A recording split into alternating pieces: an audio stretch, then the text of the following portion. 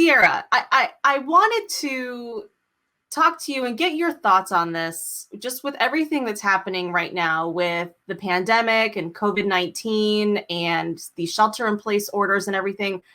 I'm sure you have as well. I've just been seeing a lot of people that seem to be operating from a place of fear and uncertainty and anxiety. And I think at least what I'm seeing on the social landscape, but also in the news and media, there's just a lot of blaming and shaming that seems to be happening. And I feel like it's coming a lot from this place of fear. And I mean, we obviously know that operating from fear is not really going to best serve you, but I just wanted to get your thoughts on it because it's really concerning for me. I don't feel like we're bringing out the best of ourselves and our humanity right now. And I wanted to get your perspective on it and see what what you were experiencing, or if you had any thoughts on, how people can shift from this fear and uncertainty place to something that's a little bit more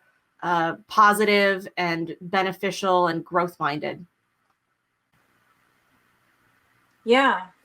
Well, I think that, fear has its purpose.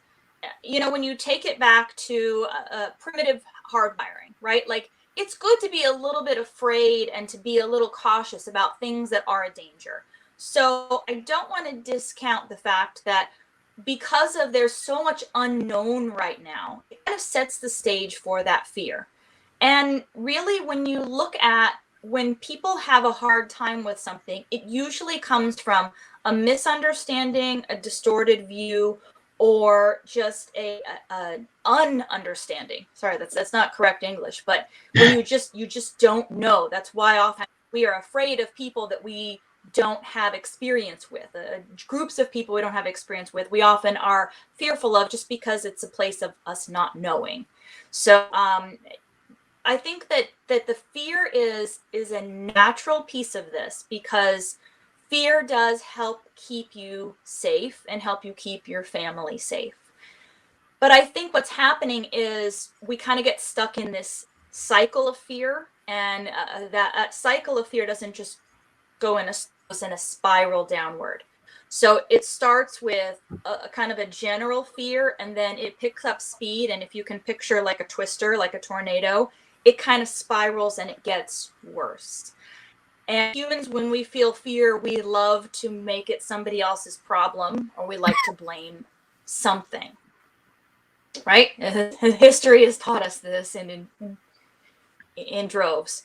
So what I actually think is important is by stuffing that fear down, I think it gets worse. So I think you actually have to acknowledge that fear. You've got to stare at that fear, right? You've got to bring it out. You've got to call it out, however you talk about it. And in my house, I have a 5-year-old, so we use the term big feelings. So fear would classify as a big feeling, right? A big feeling usually has more than one feeling in it. It's like a knot or a tangle. So if you can kind of break it down and say, okay, I'm feeling a lot of fear right now. Why am I feeling this fear? Because I feel out of control, because I feel like I don't know how long it's going to go on, because there's so many, I have more question marks than I have statements.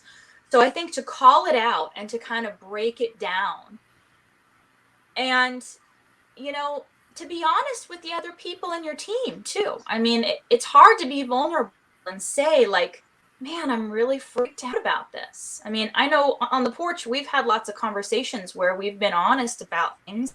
And, if you can set your ego aside and say, like, if I'm feeling vulnerable about this, chances other people are too. So getting some of those big feelings out and then being able to kind of break it down. Okay, so dichotomy of control. There's a lot of things that are not in our control. We don't know when all this is going to wrap up, when there's going to be a vaccine, whatever. But now we look at the things that are within our control. So how can we make the best of the situation? How can we do the work that we might have done physically together? How can we use our resources or create other ways to do that, to still accomplish most of the same things, right? And then the things that are not in your control, just being able to let them kind of pass on by like clouds. And it doesn't mean that you like it. It doesn't mean that it's your favorite. As we say in our house, like, it's not my favorite, but I'm just gonna focus on the things that are within my control. So it feeds exactly into the Stoic tenet that we've all come to know and love on the porch. I was just going to say to that point, sometimes when we think of control, sometimes that can get misconstrued or misinterpreted as well. And it really comes down to your point, what you can control, not who you can control or who you want to control.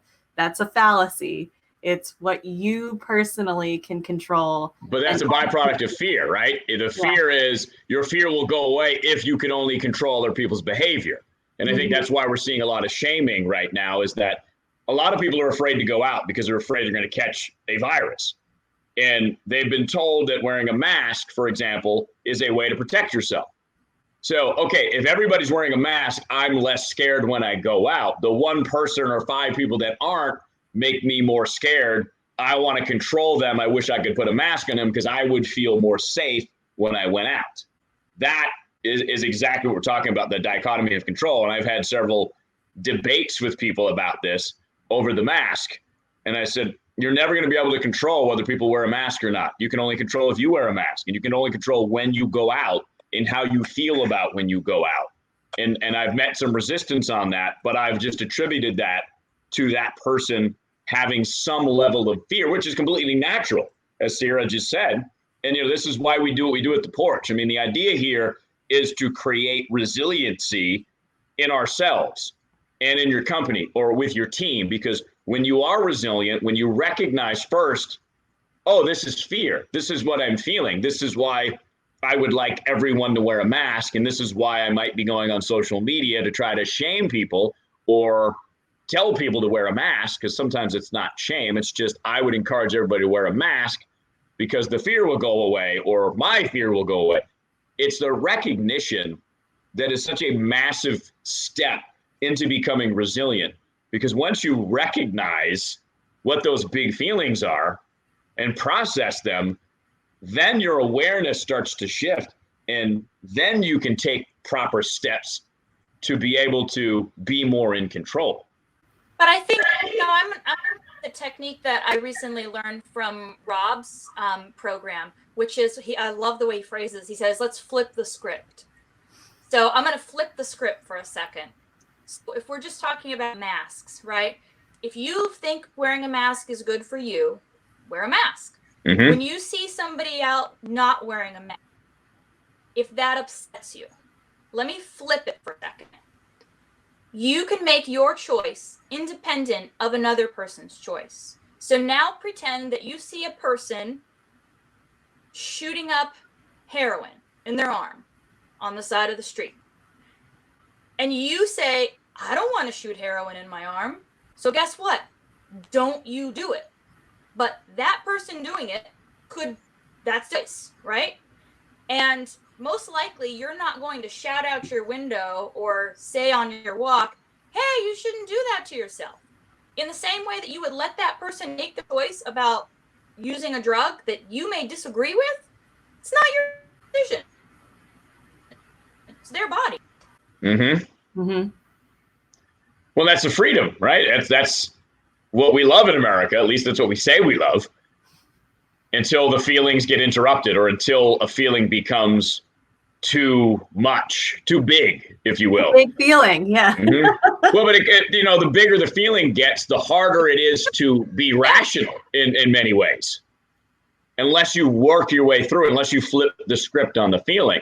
So I want to, if I could jump in just and say, so when businesses open up in Arizona, I knew several were struggling. So my buddy I do the radio show with, we went to one of our favorite places the day it opened because we wanted to show support. So we go in there and we sit down, we have a beer and we have a sandwich and we go to work. So a couple of days later, we found out that particular place closed because prior to the reopening, they reopened on a Monday. So prior to them actually opening the doors to have people sit, someone who had the virus was in the building or around the building. Not a lot of details came out. So I got fearful because now I was exposed to the virus. So I had to logically work my way through the fear because immediately I was like, uh-oh, I was exposed. I had to meditate and I had to work through it. And it took me a couple of hours to go through the process. And what do I know? But it was an interesting lesson in starting with recognition. And the flipping the script took some work because I had to go through that process. But I had to give myself the space to do it. Otherwise, I probably still would be somewhat fearful. You had to give yourself that pause. When you give yourself that pause, you're giving yourself some time to process it. You're not just like reaction, right?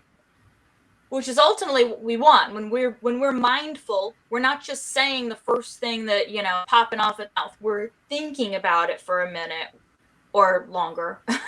And kind of processing, and as a Stoic tenet, it's using reason. So you went through all the scientific information that you have, the scientific information that's as you know it in your brain, and you talked it through yourself. And in doing that, you started to bring your anxiety down from a logical place. It's like one of the worst thing you can do to somebody who's panicked is they don't panic, because it doesn't help. And also, guess what? By saying don't panic, you've just said the word panic again. So you screwed up your absolute truth. So in absolute truth, you want to actually say exactly what you want. No negative. So you would ideally say calm down. Well, when somebody's in a panic and you just tell them to calm down, that doesn't give them any reason to. You can outline like, you should be calm knowing that the likelihood of you having received the virus is very low. There's a very low percentage. And then you could look at too, okay, what dichotomy of control? What is in my control here? Could I get some extra sleep? Could I make sure that I'm hydrated? Could I bump up on my vitamins and supplements to give my body that best? Could I eat some garlic? All those things that like are within your control. At that point, if you contracted it, you contracted it. At that point, it's just like damage control and trying to remain as healthy as you can so that you can fight.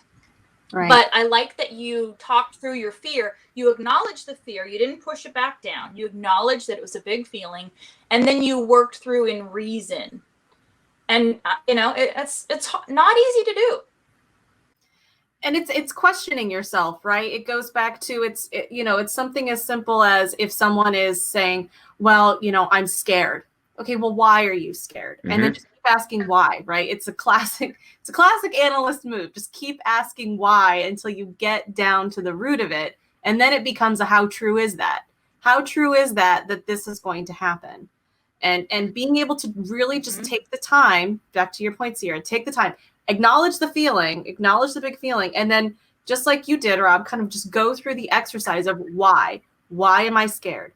What, and whatever. Well, because I'm fearful, I might get it. Why am I fearful? I might get it. Well, because I don't want to get sick. Why don't I want to get sick? Well, because, it's like whatever it is, just keep breaking it down until you get to the actual root cause of the reason for it. And it can help diffuse because that's really what I'm seeing. It's just people are just like, I feel like they're losing their minds over it. They're just letting the fear and the anxiety and the panic just make them crazy. And one of my main theories that we will talk about in the communication course, of which will be ready for you very soon, is that language is contagious. And Sierra touched on it just a minute ago. We're now surrounded by language that is fearful. So it's not just person to person, right? Okay, someone's panicked, stop panicking. That's person to person, again, reinforcing that word panic. When it's everywhere and you're seeing the words panic, fear, mask, no mask on social media, and you're seeing this fight, there's automatically attention. And the more fearful language that surrounds us, the more fearful more people genuinely are going to be. And it's harder to get facts and clarity out because we put our emotions out on social media typically. And the news media loves to play with those emotions. And that's part of it because more emotions. And look, I've worked in newsrooms for 20 years. We're trained this way. We're trained to find emotional touch points and pain points and write headlines based on those to draw your attention in. We're literally trained to do this. So it is all done on purpose. That's why headlines are so fantastical, because you gravitate towards that because some part of your body reacts to it, some part of your mind reacts to it. So when you're consuming media, keep that in mind. It's really recognizing your thoughts and your feelings. That's a really good point, and there's the one piece of the big feeling and then breaking it down. But Sierra, you also talked about the idea of flipping the script. So talk a little bit more about that, about how you can take what feels like a negative or an obstacle and how you can flip that. Well, I know that Amy, you worked for many years working with software companies, people who developed the software, the people who built the code, the clients that wanted software. Mm-hmm. And I think it's important to remember that your brain does, to an extent, work with whatever software you've loaded into it. So if you're loading in software that is programmed in a certain way, that's the software that your brain is going to run, or that's the script that's going to run. And you can choose to upload X type of software or Y type of software. And one of the things that we talk about a lot in my courses is this idea of grabbing from a positive standpoint. So if you want to move away from your fear and move more into your love, and I don't mean like romantic love, but moving from a place of love, you've got to put that love program in. And that program has to continually be updated, just like a software or an app would. And one of the best ways to make sure that you're updating this software is with gratitude habits. So I have a whole section, different types of gratitude habits.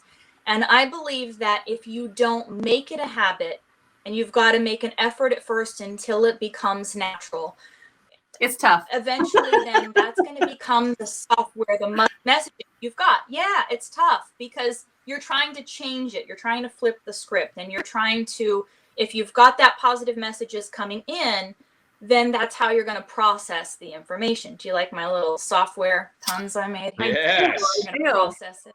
And it can be tough because you can get into, again, you are your own head. You can get into your own head. Even with gratitude, you can go, yeah, but. Yes, this can be okay, but yes, I know that there's positives here, but people are dying, or whatever the reason is. There's always that but. So how do you, how can you, again, get out of your own butt? Well, and I think part of it too is don't beat yourself up because you have a fear. That fear is there, as Sarah touched on. It's there for a reason. It's there to protect you. Like the reason we have a fear button, if you want to call it that, is evolutionary. Like you have to have it. Otherwise, we all would have just jumped off cliffs. Like, what happens if I jump off this cliff? Let's find out, because we didn't know any better. Or, hey, look at that big animal that's running towards me. Like it's going to be my pet. No, it's going to eat you. Like there's a reason we evolutionary have a fear. Yeah, exactly. You're like, oh, because if we didn't have it, that's what we would have done. We wouldn't have survived as a species. So, but it's the but, to get out of your butt is to not beat yourself up because you have a big feeling. I'm gonna copyright. I'm gonna trademark that one. Eddie Murphy has a song called "Boogie in Your Butt." Yeah, well, we're trying to get out of the butt. So Sierra, exactly. So how do you I know you talked about gratitude. Do you have an example of a not so fluffy gratitude habit that you can employ to help you get out of your butt? Yeah. So this particular one is a shared gratitude habit. So meaning we're going to share this together. We're going to make this a conversation, and it's called the Peach and the Pit. So you're going to share. Imagine that we sat down to a meal like this. And I actually do this with my family because if you've ever asked a child what they did at school today and you get that nothing statement and you're like, okay, I know you did stuff at school. This is a different way of engaging. And this is going to help you focus on both the peach, which is the best part of your day, your juicy part of your day, like the part that was really off. And then you're also going to acknowledge and talk about the pit of your day. So if you think about a peach, right? Georgia peach. My husband was born in Georgia, so I'm fond of a Georgia peach. There's a fruit around the outside, and that's the really sweet, juicy part, right? That's the part that like you make peach pie out of, you just munch right off a tree. And then on the inside is the pit. Now, the pit you cannot eat. I mean, you could, but you'd break your teeth. You don't eat the pit, but the pit has purpose. The pit is the seed. That pit in the ground will become another peach tree. It's survival of that species. So the pit, don't think of like a pit of despair. The pit is going to be the worst part of your day. But here's the caveat. You have to tell us what the pit of your day was and what the purpose of that pit is. So how did it become a teachable lesson? How can you look at that obstacle as feedback to what you could do differently next time, how you could make a different choice, what did you learn from it? Like, what was the silver lining of that, if you will? So, you know, that expression, every cloud has a silver lining. So you think of a cloud as something that brings rain, but the silver lining is like, what was the good part of it? So you're going to share the peach of your day, the best part, and then the pit of your day. You're going to just kind of briefly tell us what the good, the best, and the worst. But then when you talk about the worst, after you've shared it, what was the teachable moment, or what was the good part of it? What was the purpose? I love that, because I love the visual and literal concept of the pit, and how it's the hard, immovable, oh, my peach is gone, it's done component, but it's the seed where something new grows. So it's that negative that now has an opportunity for a growth of some sort, something you can grow. It's a seed that you're planting. What new seed of idea or, you know, approach are you planting that could grow into something better? The feelings still happen, and it's going through the process. You know, a lot of times when people think of Stoics, they think of somebody like Mr. Spock from Star Trek, and they think of turn off your emotions, unfeeling, cold. But the reality is that is not what Stoics are. In fact, they are probably the most feeling people. I mean, their whole tenet is based on human nature and how we connect and interact and support one another. The thing is, though, is that they recognize that to not let the feelings get away from them. It's being able to see the feeling, feel it, to your point, Sierra, not suppress it, feel it, but then find healthy ways to apply it in your life, to not let it become the thing that controls you. It's the meaning that you assign to the emotion that you're feeling that's really at the end of the day going to control, or really going to determine your resiliency, your peace of mind, and your ability to take and view even, you know, a pit as a peach, because it eventually can become a peach. The whole purpose of doing the peach in the pit is, you know, obviously the peach is a very simple way to share what you are grateful for, and as a communication tool to tell people about the best part of your day. But the purpose of the pit is to help you focus on how to not get stuck in the pit, right? You're not stuck. It might have been the worst thing, but we're not going to stay in that pit of despair. We're going to use that as a way to keep leveling up. And, you know, it's a useful tool when you are feeling really stressed. And I always like to remind people that stress does not always mean something negative. Stress is any heightened sense of feeling in your body. So this could be the excitement that comes from a big transition, like, you know, graduating a year of school for your child, or, you know, something really big and exciting happening. That is still stressful to your body, even though it's happy stress. Big feelings are still big feelings, whether it be your wedding day or, you know, a car accident. Like those are just big feelings all together. So when you come into times of stress where you're kind of knocked off your center, when you can practice gratitude, this peach in the pit, kind of looking at the best part, the worst part, it's like a bridge over troubled water. And I say that meaning, like, if you think about how there's been, every day has its own peach and pit, and you've survived those other pits, and you've gotten through those other obstacles, maybe not with as much grace as this current one, but that you can see the path of like, I had some stuff to deal with, but I got through. The resiliency got me through. And focusing on the positive and focusing on what we can take, what's the takeaway that is positive. And when you share that with your team, and I say team meaning any team, your family team, your who you do life with, then it bonds you closer together because it's now a shared experience. You're not doing it by yourself. Yeah. And again, it's just recognizing that pit is simply a seed for change, right? It's a seed for new growth and opportunity. You, to your point, it might have seemed like a pit. It could have been, it could have felt like a pit of despair even, but it might have seemed like a pit, something hard and immovable and not very tasty. You don't want to crack tooth, but it can seem like a pit. But if you look back retrospectively, all of those pits collectively that you've planted, that you received and you planted, are what helped grow you and create, your transformational journey. And even if you don't see the purpose of that pit until later on, it's important that you process what it was, because what I like to remind people is if you keep making the same mistakes, those obstacles are going to keep putting themselves in your way until you actually learn from the lesson. So process those pits and you won't have to keep running into the same walls. Mm-hmm. And while for a lot of people, something like a pandemic can feel like the most giant of pits that can sometimes be immovable, it's being able to recognize what opportunity, what positive can come out of a pit like that instead of continuing to be stuck in a place of fear and anxiety and uncertainty. Yeah. I mean, I've read as an active parent and a parent who likes to support parents and caregivers of children, I've actually read that for adults thinking that this is the worst thing that could have ever happened, that most children would look back and say that this was the best thing that ever happened.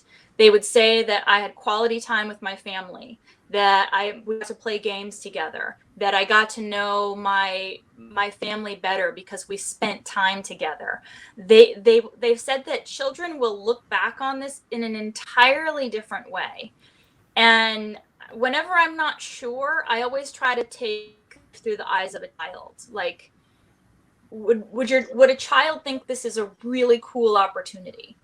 Would a child be able to see the silver lining, the best part of it? Would the child see that pit as an opportunity? And so not just the peach is sweet and juicy. It's all in that programming to think in a positive way and to find that purpose.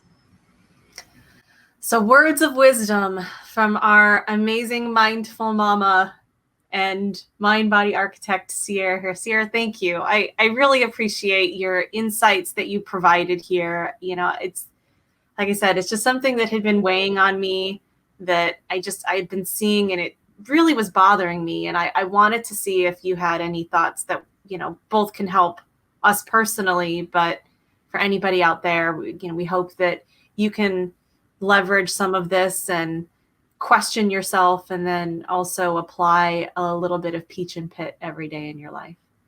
I would also say that remember that you can be your own editor of what you choose to take in.